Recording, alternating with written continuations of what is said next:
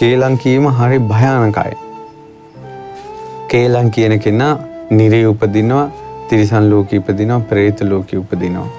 සමහර වෙලාවට പ്രേත ලෝකේ තියෙන ওই කේලම් කියන සත්වයා උපදින പ്രേත ලෝකවල මේ දැන් බඩගිනි පිපාසයි.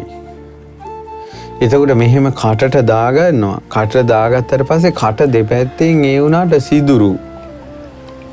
කටට දාගත්තට උගුරට යන්න කලින් කට දෙපැත්තෙන් වැටෙනවා.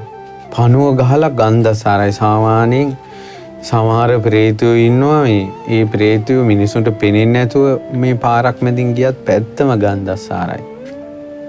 මිනිසයන්ගේ ඇඟට ආරූඪ වුණත් පැත්තම ගන්ධසාරයි. එච්චර ප්‍රේත කටවල් කුණු වෙලා. සමහර අය කටවල් ඌරු කටවල් වගේ. සමහර අයගේ කටවල් බල්ලන්ගේ වගේ. කේලම් කියලා. සමහර පෙරේතයෝ උපදිනවා අර මේ වැසිකිලි වල අසුචි බටෙන් ගිහිලා අසුචි වලට වැටෙනවනේ. අන්නේ වැටෙන තැනම උපදිනවා මහ විශාල ඇඟක් ඇතුව මේ කට උඩට හැරිලා ඇඟ ඇලිලා බෙල්ල හරවන්න බෑ කට උඩට හැරිලා. ඒතකොට අර කොමඩ් එකකින් හරි මොකෙන් හරි අර අසුචි මේවා කරපු ගමම්ම ඒ ඔක්කොම අර කටට වැටිලා තමයි ඊට පස්සේ කට දෙපැත්තෙන් වලට වැටෙන්නේ. නොපෙනෙන ලෝකේ විස්තර කේලම් කීම. මනුස්ස ලෝකයට ආවට පස්සේ සමගියක් නැහැ. ඊටාම තමන්ට ආදරේ සෙනෙහවන්ත අය බිඳෙනවා. ඉක්මනට තමාව අත්හැරලා යනවා. තනි වෙනවා. නොකරපු වැරදි වලට අහු වෙනවා. යා හිතවත් අවංක යාළුවෝ මුණ ගැහෙන්නේ නැහැ. ආදරණීය ස්වාමියෙක් මුණ ගැහෙන්නේ නැහැ. ආදරණීය නැන්දම්මා කෙනෙක් මුණ ගැහෙන්නේ නැහැ.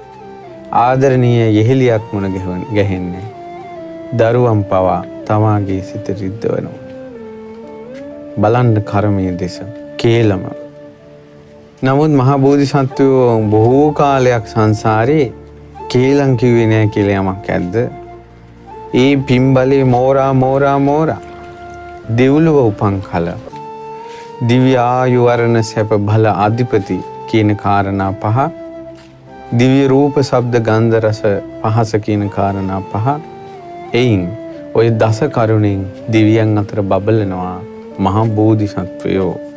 ඒ මහා බෝධිසත්වයන් වහන්සේ මෞකුස පිළිසිඳ ගන්නවද සම්බුදු වන ජීවිතේ. තමන් සංසාරේ කේලම් කිව්වේ නෑ කියලා යමක් ඇද්ද? ඒක ශරීරේම පිහිටනවා. දත් 40යි.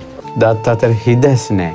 දැන් අපි සංසාරේ කේලම් කියලා තියනවද නැද්ද කියන එක හංගන්න බෑ දැන් ලෝකෙට. අපි කට ඇරිය ගමම පේනවා. කොහොමද පේන්නේ? දත් අතරීම පේනවා. හංගන්න බෑ.